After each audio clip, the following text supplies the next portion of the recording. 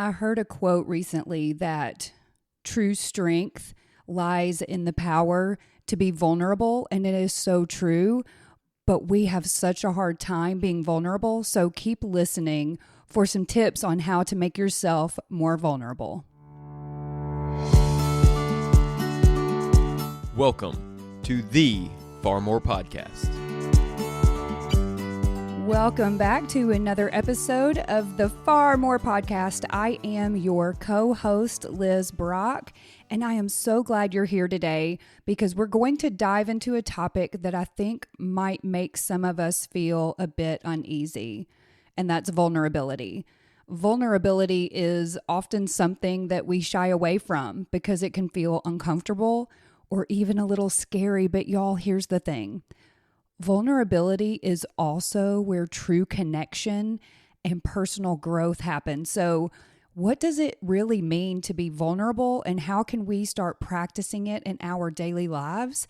That is what we're going to explore today. So let's start by breaking down what vulnerability actually means. So when I talk about vulnerability, I think of the willingness to kind of expose yourself emotionally, like to take risks and to be open to uncertainty and things that we really kind of can't control. It's about letting people see who we truly are, the good, the bad, but also the ugly, because hello, we are all imperfect. But I think we live in a culture today where we are encouraged to show everyone our highlights, to show everyone our perfect little house, our perfectly little dressed children. There isn't anything on the floor. There's no dust. Like we are encouraged to show this pristine version, but here's the great thing. I think there is a big shift happening, and you may disagree, but I do believe that there's this big shift happening, that vulnerability and authenticity are becoming the preferred reality. People actually want us to be vulnerable. They want us to be authentic, and it might seem like a weakness to some, but in reality, y'all, it's a strength. It takes courage. It takes bravery to be vulnerable, whether it's in our relationships, at work, or even in our own personal growth. Being vulnerable allows us to connect with others on a deeper level, and I think it allows us to experience life more fully. So, why is vulnerability so important? Well, without it, you're going to miss out on real connection. So think about your closest relationships.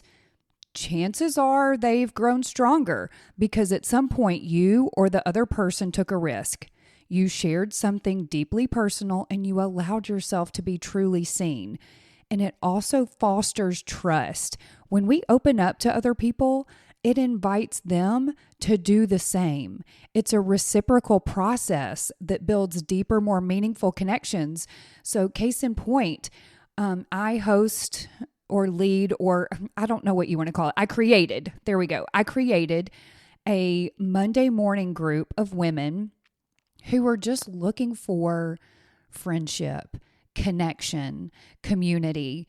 And in order for there to be an atmosphere of authenticity and vulnerability, I had to go first. I have shared some personal struggles with them. I have cried in front of them.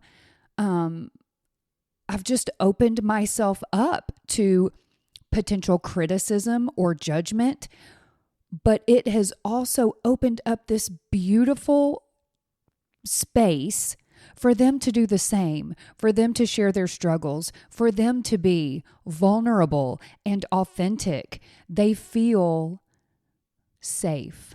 And that's the goal here. The goal is to create an environment of safety, a safe space where people can open up. And again, one of the other things about being vulnerable is it pushes us out of our comfort zones.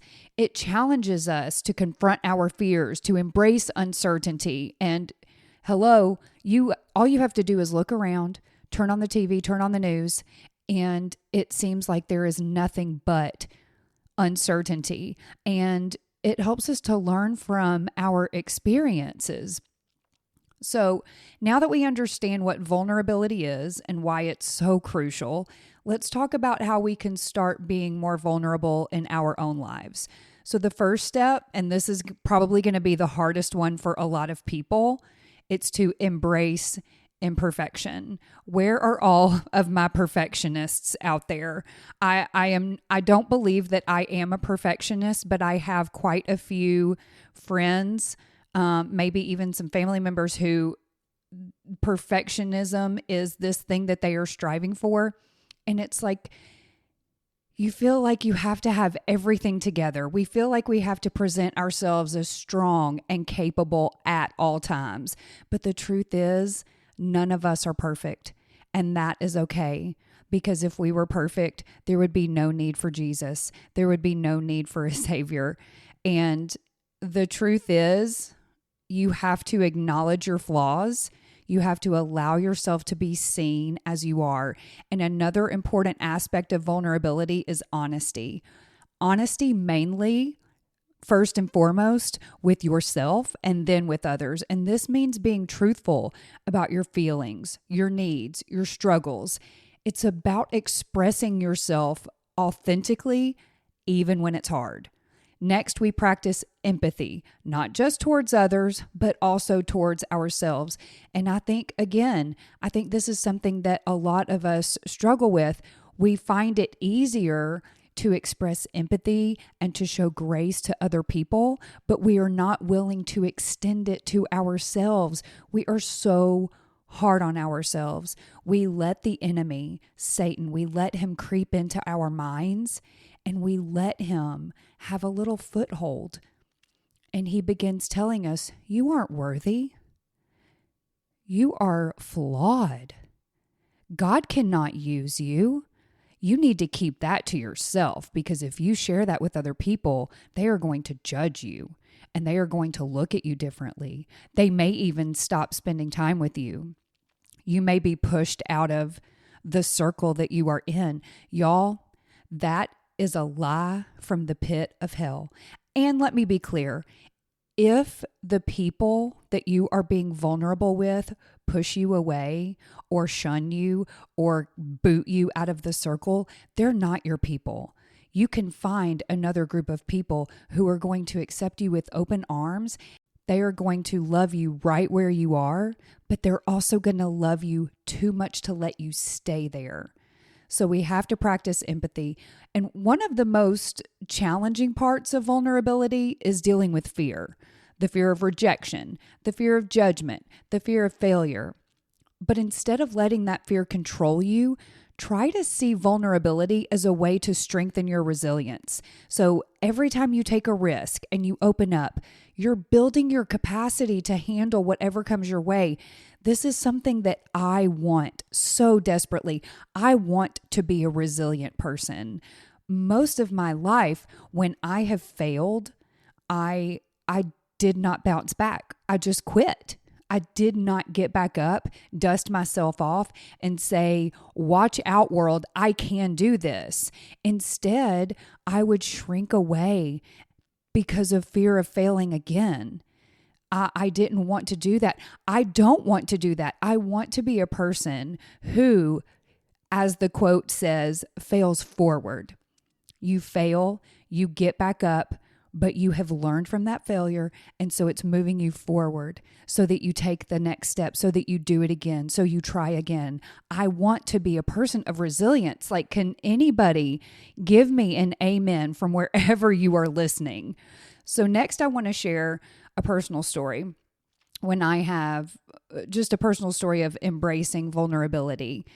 So during the cancer journey, and if you haven't listened to the episodes about my breast cancer journey, I will link to them in the show notes. But once all of that was over, and ever since then, even up to like just a couple of days ago, people reach out to me, I would say on either a weekly or bi-weekly basis with either they have been diagnosed with some type of cancer or someone that they are close to has been diagnosed with some form of cancer. And they are reaching out to me as a person, as like a sounding board, as a possible comfort zone.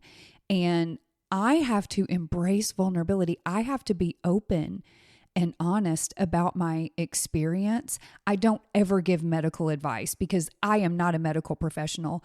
But what I can do is I can open up about my experience, the things that maybe I would have done differently now knowing the things that I know.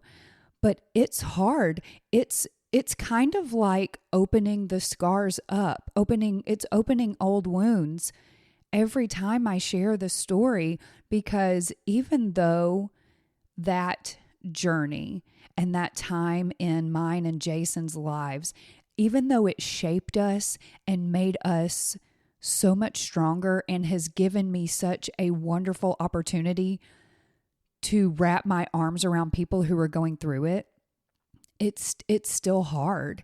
And I don't really share that very much.